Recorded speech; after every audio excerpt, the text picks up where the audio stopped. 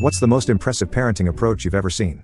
My parents stopped spanking me when I turned 10, saying they needed to protect a boy's fragile self-esteem. Instead of physical punishment, they switched to a different method. Whenever I messed up, I had to write a self-reflection essay. To give you some context, I was only in 3rd grade at the time, and the essays we wrote for school were usually capped at 300 words. But for my self-reflections, I had to write 800 words. If I didn't finish it, I wasn't allowed to play. If it wasn't deep enough, I had to rewrite it.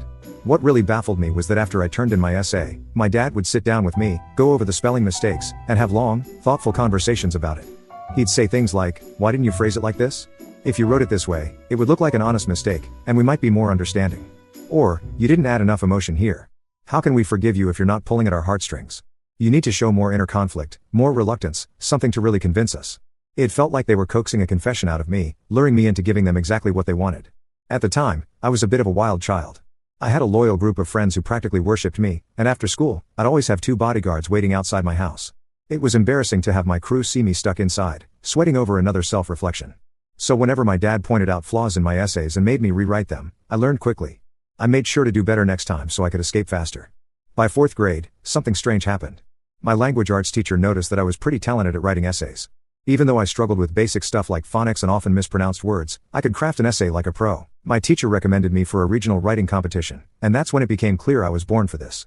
Saying I was gifted might be an exaggeration, but I had a knack for whipping up 800 words in 2 hours, often finishing early and doodling planes on my scratch paper.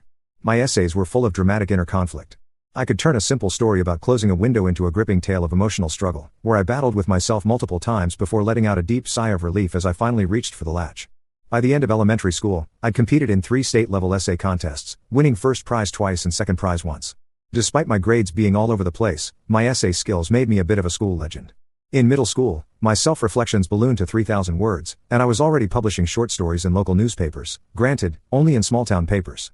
By high school, my reflections were 5,000 words long, and I could easily knock out 8,000 words in a day.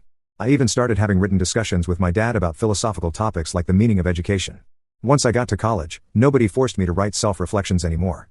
But by that point, my self-reflection soul was on fire. I couldn't stop. So I started a side hustle, writing love letters for other people. My specialty? Heartfelt apology letters to girlfriends after a fight.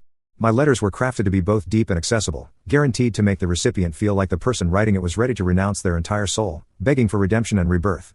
Looking back, I'd say that was my parents' most successful approach to raising me. Not only did my fragile self-esteem remain intact, but they also taught me a useful skill.